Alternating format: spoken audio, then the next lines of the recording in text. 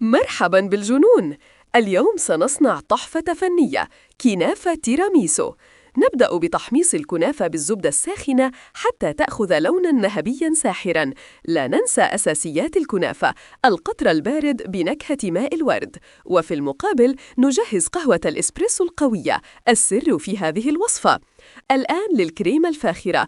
نخلط المسكربون مع الكريمة الباردة وماء الزهر حتى نحصل على قوام مثالي وغني. هيا بنا، حان وقت التركيب. نغمس الكنافة المحمصة في القهوة الباردة لثوان فقط لضمان القرمشة والرطوبة معاً. نبدأ الطبقات: كنافة، ثم رشة من القطر، ثم طبقة سخية جداً من كريمة المسكربون.